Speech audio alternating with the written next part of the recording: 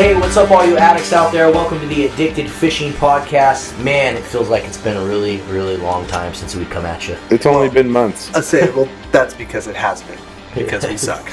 We're sorry, and I know a couple of you personally have been literally messaging me every week asking for a new podcast. So here you go. We finally got a new podcast, and I can't tell you that we're coming at this one with more consistency because after today, Cam will be bailing for like 60 days straight. Yeah, but I'll make it back on Wednesdays. It's important. I know a lot of people like to talk the salmon fisheries that are going to be going on and kicking off here. Hopefully by the time you guys are listening to this, we are sitting here in the podcast studio 8 days out from the August 1st Buoy 10 opener. But man, I mean, before we even get there, I mean, we have a lot of stuff going down. We've been at ICAST in Florida. We caught some tarpon. Well, there's been Addicted Alaska came out.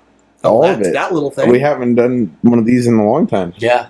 So yeah, we did. Addicted Alaska Winter Chrome Blend 2 came out. If you guys didn't know, we've been doing a couple premieres. We did one in Portland. Thanks so much to everyone that came out and supported that. And then we also just did one at Sportco in Fife, Washington. Another great time. Thanks so much to all the addicts that came out and supported. We appreciate it. And now we have announced that July 31st, we're releasing it on YouTube. What day is that? Bum, bum, bum. Is that a Wednesday? I'm not sure. I hope it is, because I just had this thought that would be really, really cool to do. It is a Wednesday. Dude, you know what we do? We announce it during the live feed, and when we get done with the live feed, we do a big watch party. Yeah. Because on YouTube, you guys, when you're watching something, when we premiere it, you chat with people. Yeah, and that'd people be fun. That would be cool. That'd be really cool. So I'll come back next week. July 31st. That's next week. That's a week from today. Is that really a week from From today? today. Holy crap, I got to get Sean on that. I want him to change a couple things. Chop, chop. Anyways, guys, but for this podcast, though, we are going to be talking about Buoy 10 and the big B. Kind of the big B. Buoy 10.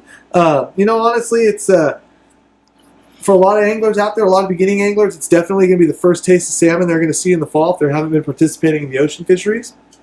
But man, as my buddy Cody likes to call it, it's a 40 square miles of nothing but river currents, big waves, nasty weather, and ever-changing conditions that change with every single tide, every single day. Because obviously, the tides get later, they get bigger, they get stronger, they get weaker, softer, more fresh How many water. years have you been guiding down at Buoy 10? So this is my 15th year guiding, and it's been my 10th year just guiding Buoy 10. Guiding. So But you fished it a little bit before that, obviously. Oh, a lot before that. Yeah. Like everybody has. And that's one thing. It's kind of it's one of those fisheries that's, I would say it's kind of like, it's almost like playing poker. Like anybody can go down to Buoy 10 and fish and play the game, but only a very small percentage of people do it really, really well. And they can produce consistent results on tough tides. I mean, come on, let's be honest. It's Buoy 10, right? There's days where it don't matter what you do. You put it in the water column. You get it halfway around the fish, you're going to catch one, right? But there's a lot to it because those are the days I like to go down there. Well, I think those are the days even I like to go down there. But there are days I wish we could say down there in that fishery, every day's not like that. You got big tide days, nasty weather days where you're forced to fish areas that you don't necessarily want to fish, or because that time of year, because the fish aren't there, because the tide's not right, but you're forced to fish it just because of safety and because of rough water, And then there's also times of year that, you can't keep Chinook, but you want to target coho, and so you got to play those tides. And it's like I said, it's like Cody said, it's a 40 square mile area. So we're going to talk a little bit tonight about kind of getting into that fishery and just, like I said, just kind of what it's about. Yeah. Just kind of quick nuts and bolts. Yeah. I'm excited. We just had a live feed talking about it, and I definitely think we need to have some more because we need to do some more. There's a lot more to talk about. Yeah, we didn't do much gear breakdown, so we need to go more into gear breakdown. If we wanted a true Buoy 10 live feed, it better be about 5 nights for about 8 hours a day if you really, really want it. But that's what you pay. And we'll do it. Yeah. We'll do it out of an RV. That way we feel like we're there. Okay. We'll go down. What else though? What else have we had happen? Well, we did go to ICAST and something really, really exciting happened. We released our very first that little thing? Must-Add products with a lot more in the works and to come. But we're very, very excited about these first products we launched. We had a hoochie twitching jig that we're calling the Setback Hoochie.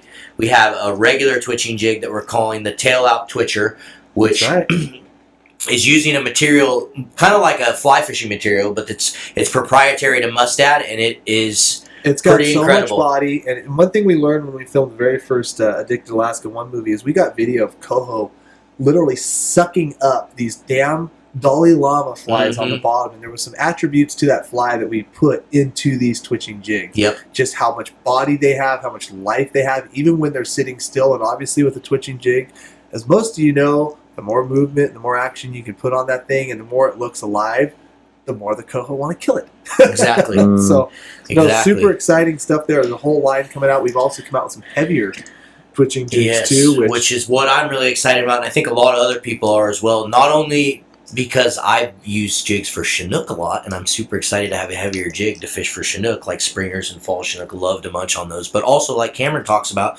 sometimes you're fishing these holes that are super deep. You got to get down there, and just having a heavier jig, being able to tech the bottom better, being able to have that jig pick it up and actually fall at a faster speed.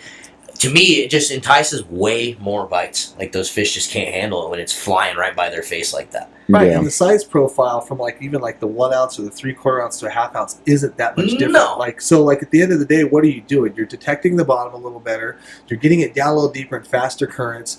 You're getting a faster drop too, which I think sometimes is super important because Yep. it's all about the drop when Yep. it comes to twitching. Exactly. So like I said, guys, there's some great attributes to these twitching jigs that aren't out on the market, that can't be out on the market, especially with the body. When you see this stuff like moving around in the water and in the sunlight and natural light, it just looks ridiculous. Dude, we were doing it this So- weekend when we were yeah. steelhead fishing. It's crazy. We tried to film it. I'm like, get over here, like put the camera on that. It's hard. You need to look at it, like in the Yeah. sunlight, and just Right. look at it with your eyes. Like it's incredible. So anyway, we also have our own steelhead jigs. As you guys know, if you've fallen addicted forever, steelhead fishing's kind of been our passion, been something that we've always done. Just gone around chasing steelhead in all different areas, and something that we've always used is a single beaded rabbit fur jig. So what we did was we took the single bead rabbit fur jig that we've used forever and loved, and we took that same material that we were just talking about that we used on the twitching jig, and we incorporated it into a single beaded jig. Cameron came up with a super cool name, the Sink It series, which I think is Sink it, awesome. brah. I think that's an Don't awesome say it name. like that. If you ever say it like that to me, But it's got a Quote, nice unquote. it's got a nice big hook on it, and you guys know how we like to put a little extra meat on those jigs when you're fishing them. So you got a nice big hook profile to be able to do that. But the material has a good body, and it holds a really, really good body in the water. It just sits there and freaking moves. and it doesn't. So like if you apply sense to it and you apply like bait to it, it doesn't. It's still not like perfect. It's not like a true synthetic. Like it will still kind of gum up a little Yeah, bit. but not like a rabbit fur or rabbit something, fur. yeah. Way better than rabbit fur. Yeah. I mean, substantially better. Exactly. And then we had a walleye jig as well. We worked on that with TJ Hester on the east side. No So we brainer. did a walleye. Basically, it's like a spinner jig, so it has a propeller on it, and as you drop that thing to the bottom and pull it up, that propeller spins. But the kicker that we did was we also offer this trailer hook on there that you can house your night crawler on and catch a lot more fish, a lot more hookups on it. And there's some attributes even to that jig too that aren't on the market, that a lot of it, like, and like I'll be honest with you, I mean TJ, he's freaking a walleye Yeah. master, and there's a lot of jigs out there, and there's a lot of spinner jigs out there, but at the same time there's some that are missing certain attributes that this jig has that overdone, and honestly on the tough days and on big fish and blah blah blah, he thinks it makes a difference. Yeah. And like I said, when it comes to walleye jigs, we're going to listen to TJ Exactly. on it, so, Exactly. Yeah, that little bit of flash on there is going to put A a whole little bit of new flash edge. on there is right from the Dalai Lama twitching jig. Yeah. Oh, yeah. That Exactly. little bit of flash, and that we put that same thing in the coho jigs. Yep, it's gonna be. Now talk about what's the last product that I'm missing, Jordan. You're missing. Bum, bum, bum. The addicted The float, boomers. my friend. The addicted The float. boomers. Yes. Absolutely. And I know a lot of you ags out there Oh, are finally. freaking begging for this thing, and we just been trying to work on it and make sure it's right and dial it in. The idea with this float is it's a system. So it's the addicted float system. So you're going to get your float, you're going to get a nice little selection of weights, you're going to get your surgical tubing, your O-rings, and you're going to be able to take this float and use it in multiple different scenarios. You're going to be able to buy one float, fish it in a riffle, fish it in a slow water, fish it in fast water, fish it in deep water. Jordan's lake. been using it for trout, In the pond. fishing in the lake and in the ponds. Like, the thing really does, it is a system. And the idea is you can use these weights to add and subtract and fish lighter or heavier setups based on what you're putting on the float and get that float to still track correctly in the current and suck under the water perfectly like you want it to when a fish tugs on it. So I'm super freaking excited about it. I love these floats. There's some other attributes that we worked on. Obviously, you have the line that goes through the side, which was a Forrest Shields idea. We're never going to take that away from him. Shout out to that little man out there somewhere in the world. But yeah, we're super excited about it, and I know you guys are as well. So we came out with 2 colors, which is cool. We're going to do like a chartreuse, bright chartreuse yellow top, and then also like a hot pink I will top. like that, because when we're in the raft situation and I'm rowing 2 clients down there, I mean, it happens enough to where it's kind of silly. Like where one guy's bobber will go down, he thinks, I mean, it does happen. Yeah. It will be You're kind like, of cool. bobber down. The other dude's like, what do you mean? They both swing. Because Yeah. everybody said the hook. Yeah, just everyone. Yeah, Hook sets are free. Go Pink for it. pink bobber. Yeah, It's gonna be perfect. It will be kind of funny, because I'll be rigging them up that way for sure. So shout out to a lot of retailers out there in the Northwest and hopefully across the rest of the country And that are going to Canada. be bringing And Canada. Shout out you. to Sportsman's Warehouse, Bob's Cabela's. in Longview, Cabela's. I think is going to be bringing some stuff in. Fisherman's Marine and Outdoor, which we have some seminars coming up in the future, and actually we have some seminars at Bob's coming up and Sportsman. So shout out to all those retailers. We appreciate you purchasing our products, and we'll be supporting you in any way we can. So we appreciate it. Absolutely. And like you said, sorry for the sales pitch, guys, but it's just been a while, and there's been some exciting stuff that we just got to talk about. Well, and it ain't a sales pitch if you addicts want to know about it, which we know you guys do. Yeah, because so. if I'm the next guy who asks me about a bobber, Yeah. they're going to get 15 links in their Well, and face. I think that's kind of the cool thing about what we've built over the years is I think a lot of the addicts out there understand that we're trying to build that we want to use too. Right. Like, I mean, Facts. we're literally out here making products so we can use them as well, because we want to improve our fisheries. And I think that's what makes it cool and unique, is we're not trying to sales pitch you guys. Yeah, there's going to be times that I'm trying to sell you, but if I am selling you, I promise you it's on something that I really love and use and like. So we've had many opportunities over the years to do lots and lots of other stuff with companies that with products we just did not believe in. yeah. And honestly, there ain't a price on that, so that's what's been real nice about it. All right, enough of that jazz. But remember, July 31st. Mark that in your calendar. Hopefully, Clint has this podcast out before then. But let's talk Buoy 10, dude. Let's talk Buoy. Let's start. The number one question. I'm just going to start off right at that, because we have to talk about it when it involves a lot of safety situation. Is, can I take my little boat to Buoy 10? Well, how big is make little? that fun of you for having a little boat or whatever, because that's just rude and stupid, because I see little boats slay fish even more than $100,000 guide sleds all the time. Mm-hmm. But it's a very common question, because a lot of people don't understand, whether or not they can, like I said, take their 18-foot sled, their 14-foot smoker craft, their 25-foot freaking ocean-going vessel, whatever it is. And honestly, it's not about the size of the boat, right? It's not about the size of the boat. It's about how you use it. It's about the motion of the ocean. That's even. Oh yes, both of those. Yeah. There are times where there are times where it's flat, slick as this linoleum floor that we're freaking standing on right now, and there's times that it can absolutely be hung This on is wheels. concrete, bud. Concrete, whatever. Flat, you get it. Greasy, Wait, slick. quickly. Oh gosh. We never said hi to YouTube. Shout out to Hey, YouTube. guys. Thanks so much for tuning in. I know there's a lot of you guys that are watching this on YouTube, and we Cheers, appreciate you tuning in. Can't really do that now. Okay, and that was Anyways, it. okay.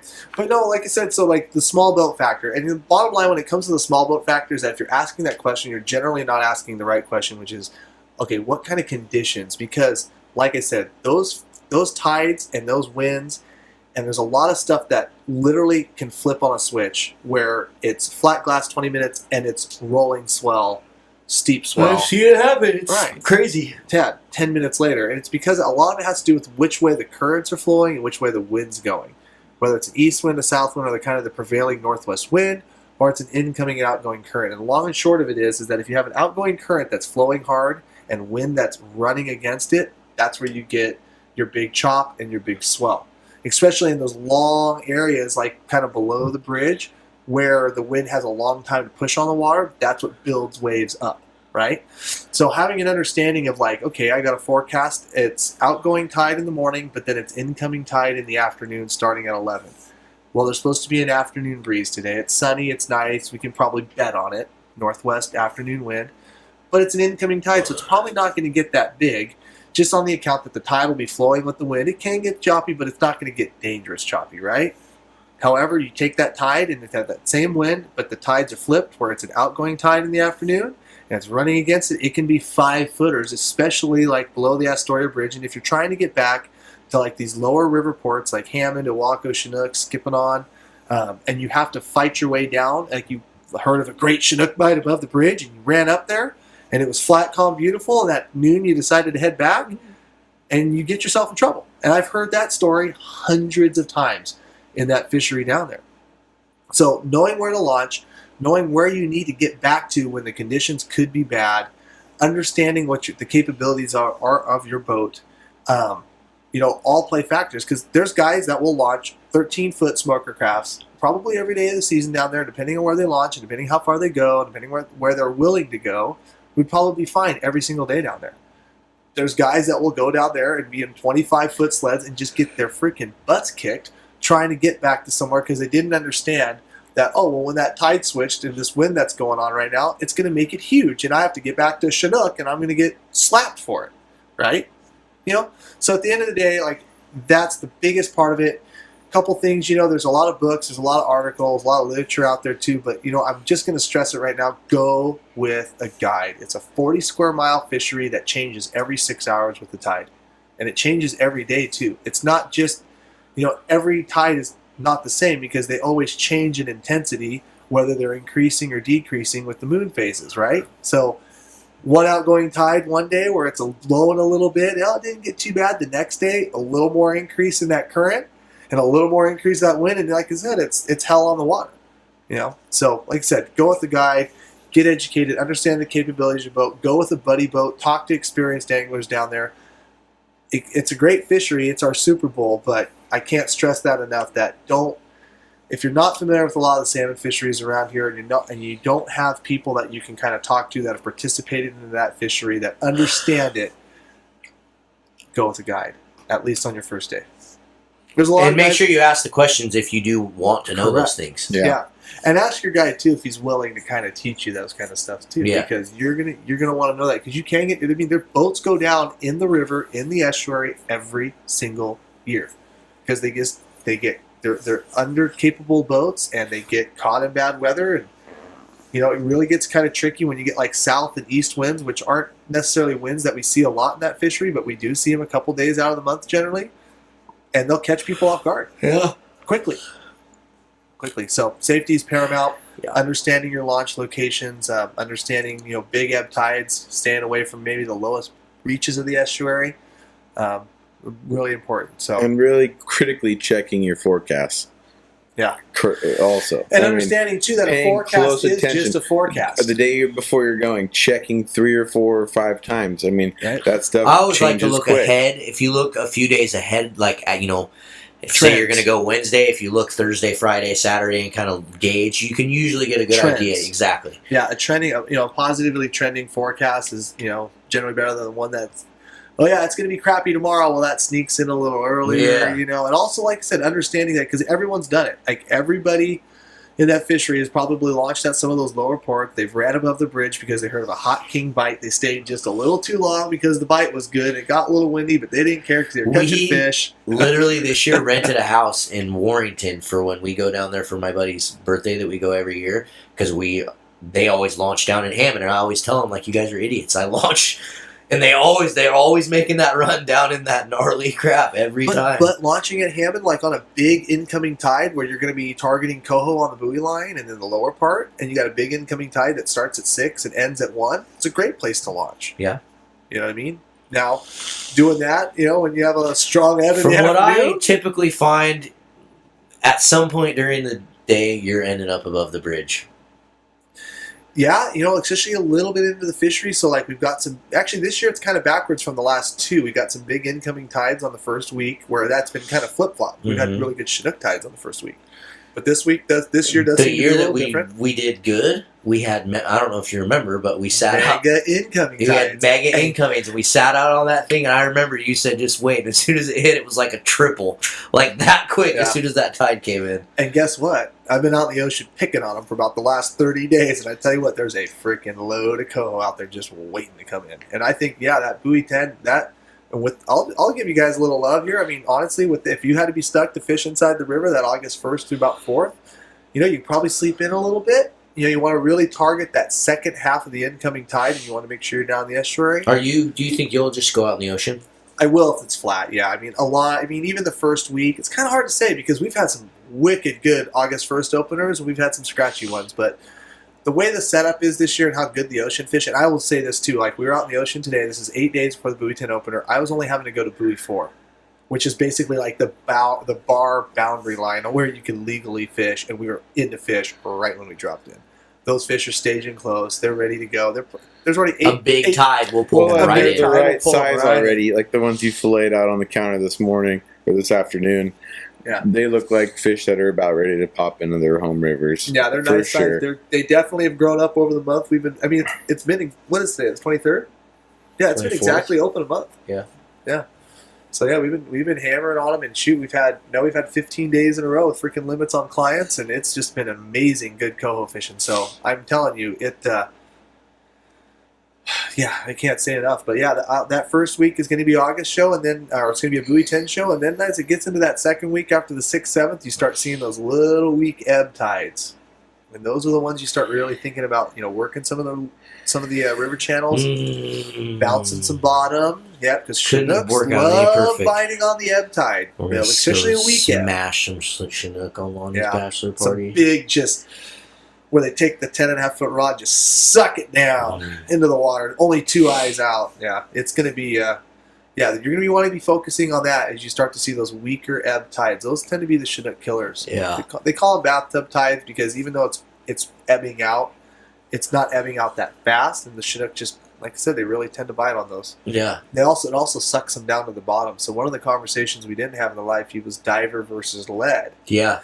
And depending on, like I said, if you're Buoy 10 lining, yeah, you can lead it, but divers work just as well. But, when you start to focus on those ebb tides, and you need to be, those fish are pushing down into the river channels. They're coming off the flats. They're trying to find deeper water. They're sitting down in there, kind of tucked down. You need to have lead to bounce them up off the bottom. That's a lot of times where they'll be. Yeah. 30, 40, 50 feet of water sometimes, and that's where you're going to need that lead. So, but yeah. And then after that, we kind of turn back, I think around the 15th or so, we kind of turn back into some bigger incoming tides, and then it's going to be, I think, a mixed bag fishery. You're going to have Chinooks that are going to probably be pushing in, and there's some really good bites there, like off the town of Chinook, Desdemona, that's going to be a really interesting week because you've got these nice incoming tides that are 6-7 foot. You're going to have a good batch of coho. I think you're going to have coho throughout the fishery pretty much every day in there, but there's still opportunity for good Chinook until they close it on the 20th. Sweet. No, it's going to be fun. I cannot wait. Yeah. And one thing, too, guys, if you're a little bit apprehensive about fishing, and getting down in there and getting started a little sooner, if you wait a little bit, wait until about that third week. It does tend to be a little busier at the boat ramps and whatnot, but, a lot can be learned from just fishing down there when there's a lot of fish and there's a lot of people fishing, and then, of course, there's always for the guys that are really smart and they just wait till the Chinook fishery's over. They just go down there and target silvers in September. You'd see the most amazing fishing you probably ever going to see. And you get really good conditions that time of year. Really good conditions, big silvers. You get the B run coming. It's the most because it's crazy because August 20th, the difference between fishermen on August 20th and 21st, I bet on the 21st there'll be a third of the fishermen that will be there on the 20th. Yeah, but a lot of them are out doing other stuff, right? Typically I'm fishing there's hunting season that's going on. August. Usually if I'm a fisherman, I'm just fishing upriver. I'm just chasing the Chinook. Right, but Tongue Point's closed this year, so you can't fish even after August 20th. You can't fish between Tongue Point and West Puget Island. So but you can fish above that. Yeah, you have to trailer and go up. And honestly, those fisheries, depending on what we get for fish and weather. The below Warrior closes August 27th, and Warrior to Bonneville closes September 8th, pending run updates on the 10th and 12th. It's pretty now, but still, you'll be able to get him in there. You're going to be able to catch him in there. That will be the 1 week. Probably from about the 1st of September to the 8th, I will come back. Yeah, I have a group of Chinook snobs that they only want Chinook, and so we will be. I'll be coming back, but trust me, man, right after that 8th closure, after all these Chinook closures, the river will still remain open for 2 hatchery silvers, and there are talks, pretty strong, pretty confident talks, that if we don't kind of go over our Chinook impacts, that if we kind of stay within reason, that there will be increases to the Chinook hatchery limits in the Columbia River. 3 and maybe even 4 per person. And then that was talked about at North of Falcon meetings. What's depending on what shows up, of course. The fisheries are set right now to where we reach our Chinook impact by, like, let's just take Buoy 10, for example, until August 20th. And then after that, it'll open up for 2 coho. And there's enough Chinook impact left over to warrant that fishery for coho after it closes. Because even though it's closed, we still handle and kill a few Chinook, right? If the season was set correctly, and this year they actually applied buffers, but we'll get into that for another conversation later. But if there's enough fish left over after that August 20th where they can be like, oh, well, if we increase the limit this much, that means fishermen will stay a little longer on the water. So that means we will handle a few more Chinook. There has to be those impacts open to open up that little piece of extra limit. Right. So as long as it's within the reason of that, they can do that. And they do want to kill these hatchery fish. Like, there is a lot of hatchery Chinook this year. Hatchery Chinook are meant for the dinner table. So at the end of the day, if there's opportunity there, we need to whack them. Yeah. So they are looking at that real hard. And the joke at some of the meetings was, we can raise it to 3 or 4 or 42. It's not going to matter this year. But what we're seeing out in the ocean, I don't think it is. I think it's going to be real good. Crazy. Yeah, so underutilized, undertapped fishery. 2nd, 3rd week of September in Astoria, it's absolutely crazy. It can be just as good as August, if not better. And the silvers are big. Well, I'll be there. Heck yeah. It'll be so fun. We'll do Addicted Life videos where we'll just be fishing bobbers underneath the Astoria Bridge again. Wait, you said the 3rd week? 3rd week of September. No, 2nd week of September for us. We'll be twitching a little bit silvers. further north. We'll be twitching silvers. Yeah. Getting our twitching warmed up for October. With our special and November twitching down rods. Here. That's right. Ooh. And speaking of that, and then as you go a little further past Buoy 10, some of the Southwest Washington tributaries opened up for 4 coho per person already set. Yeah. Twitching's going to be a bloodbath. The river will run red. Oh my God. And that's going to probably get raised to 6 at some point, like they always do. I bet you anything, dude. Well, yeah. Especially in some of these smaller tribs, like they raised it to 6 multiple years where you could keep 6. Right. I think, they start getting tons of them back to the hatchery and we're not catching them, they'll be like 6. They will raise it. But I think it's pretty cool that they had a preemptive already. Let's just raise it to 4 right now because they're going to get their fish. That's pretty cool. Freaking insane. About time. That's all I gotta say. Oh, it's gonna be so fun. Last couple of years, it's been really tough. I mean, not twitching wise, because 2 years ago twitching was incredible, but last year it was a little skinny. I ain't gonna lie, we had some good days, but it was few and far between. It's gonna be insane this year. Oh my God, I can't even wait. Yeah. When are you coming down? So you're coming down to Buoy 10. Then what? So what dates are you coming there down? The 1st it opens, so I'll be there that weekend. Okay. For Sean's birthday. That's not all. Okay, I thought Sean's was the 9th through the 13th. No, that's Lonnie's bachelor. So then that next weekend I'll be there for Lonnie's bachelor. Sick. And good place to have bachelor parties and birthdays. Be in Alaska that weekend after that. Oh, that's right. Gonna go get eaten by bears and mosquitoes. Shh, can't talk about it yet. No mosquitoes. Still a secret trip. Just bears. Oh. These addicts don't get to know about it. Anywho. Stay tuned for that though, guys. There's some crazy things happening. So let's talk about. Yeah. We talked about a lot of stuff. Like, let's break down like a little bit on the gear here. Like, I know you were talking about the 9.6. What is it? 15 to 40, right? Yeah. So for those guys that are gearing up and thinking about it, and want to have a very estuary Buoy 10 centric rod that can handle some big B-run coho, Chinooks, and some of the smaller silvers that we were getting, but they're growing every day. And handle the weight that you need to use sometimes down there. Exactly. Handle a diver and a weight. There is no better rod than the 962XH Akuma Guide Select Classic. It's just got the right bend. It's got the right amount of power that you can still run a diver. How many years have you been using them? 3. Since it came have you out. broke any? I've never broke one of those. No. See, that's pretty impressive. And the only one that I have broke was a 1062 and he would tell you. XH. Yeah, I'll tell you right now. And that was because the guy reached up and grabbed his ball. And I told him, let line out, and he was a big. I mean, he was a big boy. He was probably pushing 4, and he just reached up and grabbed the ball. I'm like, "Oh, control your lead and hold on to it." And he didn't let line out of the reel, so he had thumbed on the reel, and he just high stick just boom. It sounded like a gunshot went off. Oh my God! Like, I probably wanted to let a little line out on that one, bud. But no, I mean, nope. In the acts of fishing, I've done 2 years down there at Buoy 10. And I haven't had a broken rod. This will be my third year with the Akuma Guide Select Classics. I can't say that for every other manufacturer I've used down there. Every single year I've used, I'd at least have a couple breakage. Yeah. But And on takedowns or just rod handling? just during like just landing of rod fish? handling and like big fish. Yeah. You know, guys maybe swinging on a fish that they probably shouldn't have. But I mean, I see that every year. Every year you got to think we average. I'll probably end up taking somewhere between 150 and 200 anglers down there in the 30 days we're down there, just because we average of 4 to 6 people a day, 30 days, and so yeah, you see the same, just stupid every year. Mm-hmm. Some rods just survive better than others. Yeah.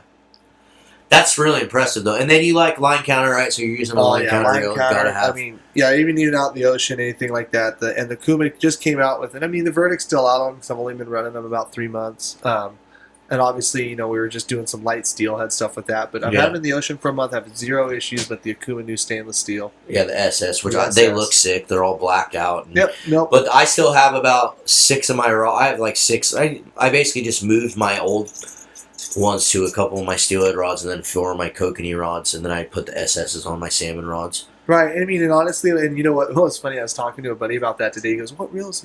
Running out?" I'm like, "I'm running the SS." He goes, "Well, why?" He goes, "Even though you're fishing saltwater, I mean, there's such a great warranty on the low pros, and they don't ever break anyways. Why would you do that?" Like literally, because that reel was so good. Why even upgrade to the SS? Yeah, that's what he was And I saying. kind of sat there and went, "Huh, good point." It's crazy. But no, great I quality reel. upgraded Line mine counters are on because they glass. look sick. What's that? I upgraded mine because they look Oh, sick. just so you can murder They're it out, very bro. fancy. Yep. Very Murder out fancy. your flat bill and your vape This ain't pen. flat. This is freaking.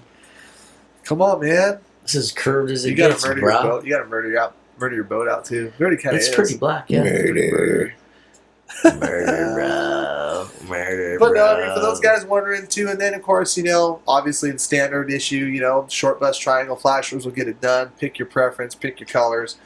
I prefer a lot of chrome in the stuff that I use, but blue twisted aurora is always good. If you made me pick one, that'd be one I'd pick. But any of the chromes, golds, anything flashy.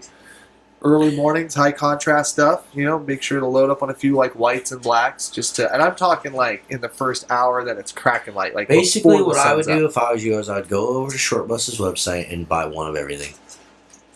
That's like 800 flashes, all with great names. He literally has You some can of the dig- it's most pretty funny names. entertaining He just has going- just going to his website and looking at his names of his flashers is worth it. Head over to JT's it's website. definitely Even like, if you don't buy any, which you'll probably end up getting sucked into buying a couple because you'll be like, man, these look amazing. But he's got like morning wood and like golden shower, like some just hilarious stuff. I don't get it. But No, he's got some other. What's one of the other ones you're talking about? Say it. What is it? No, I know one that I don't think he should have on there. But I'm not Sweet gonna say it. Annie or something? What is it? Sweet Abby? No, It's not a bad one. no, he's got like No, a. I'm not gonna say it. I'm going to his website. Oh my That gosh. But yeah, guys. No, I'm not going to do it. I'm going to make you guys go to his website. Just go read his flashers. They're hilarious. And go buy a Comment couple on of them. this YouTube, which is the most vulgar one he has. Oh, I love it. But And then, about- what about bait? Are you using No, hold on, anchovy? What? But make sure Shut up. that there are certain times of the year that you pack your 360s down there. Make sure you have your 360s just ready to go, because there are tides and times where, Like, especially are you last talking like year, a 357 revolver for what? For sea lions? 360 Super Series, bro. Oh, flasher. The flasher. 360. We're still talking about flashers. You want to talk about bait? Last year, I was fishing with Lonnie and Sean, and I put out one 360 flasher out the back, and I was still running 4 triangles with 5 dudes in the boat, and every fish came on the 360. And I have no idea how or why or what, but I was Got some pretty ideas. surprised. I've got some ideas, but I mean, yeah, they're. But like I said, and even within my little guide click down there was a couple guys running 360s, and they would just mop us triangle guys up for a couple days. But then the tides would change a little bit, Mm-hmm. and then we would be at the buoy 10 line just stroking double, triple, and those guys would be looking at us like, "What the hell is going on?" And sometimes I think the water gets a little too fast, and like under the right time, right situation, So current speed and how Current fast speed, that thing's spinning I think just and all pay that. So attention. Just play with them. Pay Go attention down to there your with current both. speed. You think go down with both then? Absolutely. And then, honestly, too, and what I did a little bit last year on the days, and last year we had to work for fish down there. Like, there were some tougher tides and tougher bites that, there wasn't a billion fish down there last year, so we had to work for them. And I would just use my 18-inch bumpers that I was using on my triangles, but I would just clip into my 360s if I wanted to switch fast just to kind of try something in a couple days. I'd switch in, hammer a few fish, and okay, that's what we need to do, and then I'd pull out some actual 360 setups and a couple fish would tip me off to it, and then I'd switch out to that and do really well. On days that people weren't doing really well. Yeah. So have them both. Have them both. That's cool. Yep. I will probably not have both. Probably just have triangles. You will not have both? What a slacker. That's a lie too. Dude, old school. No flasher. Yeah, well, just that bait. too, right? Just bounce bait on the bottom, baby. That's my rod. If we're into a bait bite and a big Chinook bite, I don't run a flasher on my rod. Never. I like to run, and I do that a lot too. But I just run a spinner all by itself. Yeah, or the token spinner out the back. Yeah, I love to do that. Actually, or I run one of these, which is what I'm bringing right now. For those of you guys that can't see, super baits. I just got super baits. I'm literally originals a bunch right here on YouTube. All original, no minis, huh? Well, right now out in the No ocean, cuts. the fish are eating big baits, and we just got done filming 2 days with TJ. I had TJ Hester come down. He wanted to just fish the ocean for a couple days, so we filmed a 2-part episode, bait versus super bait out in the ocean. And you're gonna have to go and see if it's out on our YouTube channel. It's probably not yet. Which is probably not yet. It might be though. You never know. But go check it out to see which one won, because we filmed 1 day straight anchovy bite and 1 day with nothing but original supers. But I'll say this, coincidentally, I'm sitting here rigging more supers. Spoiler alert. Spoiler alert. It might be worth your time. You podcast listeners always get the exclusive first look at a lot of things, so thanks so much for tuning in. I don't know how that happens. I think it's just a natural conversation. We screw up and tell you stuff that we don't mean to. Whatever. Jordan has his mic dropping right now. If you guys couldn't see, he's sitting here playing with it. Sitting here playing with his mic. So what about herring, anchovy? What's your preference? I'm an anchovy guy, and even last year I was kind of surprised because last year there was no anchovy. And me being stubborn and stupid and whatever, I'm like, well, I'm still going to fish anchovy. And I thought, I might be shooting myself in the foot because all there was in the ocean, there was no anchovy. They were all herring. They just were not there. And thought that the fish would care. They did. They loved the anchovy just as much as they did every other freaking day. So, and I mean, the idea behind that was it's just okay, I like using anchovy because I like matching the hatch down there. But then when it switched to a different hatch, I still fished anchovy and still did well. Yeah. Right. So I don't know. Josh is all about herring, and he does well. Right. Silver, stinky, and moving. Right. Yeah. And I think that's probably at some point in time, I'm sure those fish were macking on some anchovy, and I'm sure they're still instinctively driven to freaking. They see it. Absolutely. So at the end of the day, it's probably a little more about getting. Just like when they get up in the river, they're instinctively thinking there's a squid or something moving in their face, and they kill it. Right. Oh, I hear you. So no, I think like you said, like Jordan said, big, fishy, stinky, flashy, movie, dying, is the way to go. So if you had to pick 1 week for people to head down there and fish, what would you pick? Give me. I don't know the exact dates. I would say 3rd week of August. I would say somewhere between the 10th and the 17th was what.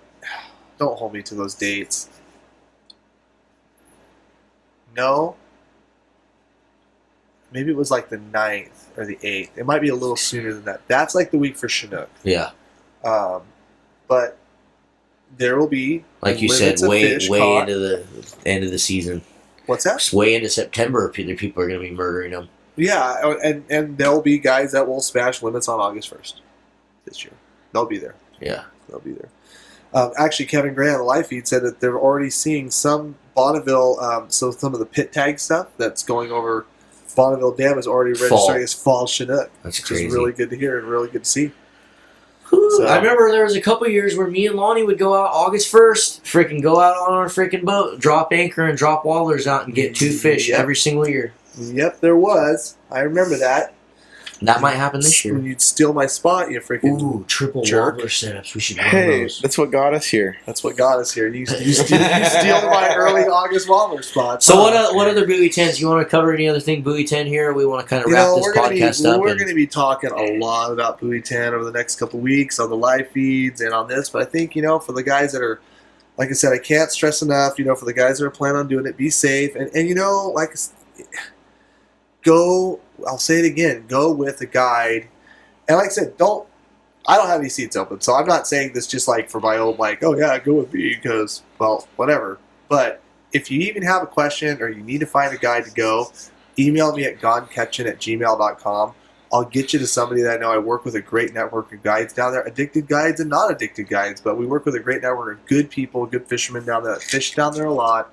I'm telling you what, shoot me an email at goneketchen@gmail.com, and I will try to do my best to get you out with one of those guys. And they have few and spots in between too. So it's not, like I said, this is the Super Bowl.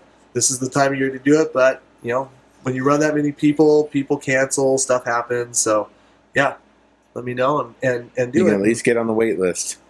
Well, yeah, I mean, I saw one comment on the live feed was like, oh, I'm going with Swanson one day, and then I'm going by myself, in my boat the next 3 days. Smartest investment he could make. Or he could spend 3 or 4 days trying to figure out where to be, when to be, with this tide, what bait, how fast to troll, where to troll, bottom, top, diver, lead. Or he can go pay a couple $100, learn that, and then enjoy the next 3 or 4 days he's down there for vacation on his own. Except he won't, because the next 3 or 4 days will change, and then he'll be like, damn it, what did I do the first day? They'll change a There's little been bit. so many times where I've been fishing with you and then been like, all right, sweet, we're going out the next day. And everything's different. The fish are not in the same channel. Would you rather go with the guy? No, I think you're right. No, blind? I'm talking if you're trying to learn the fishery, but I wouldn't use it as a gauge of like if you go with the guide the next day, you're just going to go smash fish yourself the next 3 days, because that ain't how it works. No, because there's cadence on like how fast you're trolling, when you're trolling. I mean, like there's stuff like that you have to kind of have your own ability. Well, and I noticed that the fish like move, like they move a little around further up and down the channels, right? Yeah. You can talk to your guide about that, like what he's expecting to see in the next few days. Because that's a good idea, and that's the biggest key, right? Is asking them, talking to them, and letting them know that you want to know. The tides change every day, and some days, but they don't change that much. You know, they change an hour in time, about 50 minutes, and then they also change in their intensity a little bit every day. But you can sometimes get on. We get on like 3 or 4 day patterns where it's just a little later in the day when something occurs, and you kind of do that. So it's worth the time, worth the money. Sweet. All right, guys. Well, thanks so much for tuning in. We appreciate it. If you're on YouTube, do not forget to tap that subscribe button. Please go head over and watch all of our little Addicted Lives that we've been putting out every single Sunday. Some really cool episodes. Who watching has seen the Tarpon episode? If you have not, head over to Addicted Life and watch that Tarpon episode. It is freaking epic. I'm going to probably watch it again probably tonight. It's freaking epic. And then do not forget, July 31st, Addicted Alaska 2 Winter Chrome Blend. We'll be releasing that on the YouTube channel. We'll have to do a watch party like here. Yep. Afterward, that'd be so fun. Yeah, it's going to have to be a party that night, so make sure you guys stay tuned for that. And, yeah, if you are on Spotify, iTunes, or all those little areas, please drop a review for us. Leave us a review. It'd be appreciated if it was a 5-star review. Just leave us a good one. Drop a comment. Let people know why you listen to the Addicted Fishing Podcast. That helps other people kind of discover it and hang out with us. So thanks so much for tuning in, guys. We'll see you on the river. It won't be so long till the next time this podcast comes out, I promise. Yeah, he's promising. He's making a promise he can't stick to. See you on the river.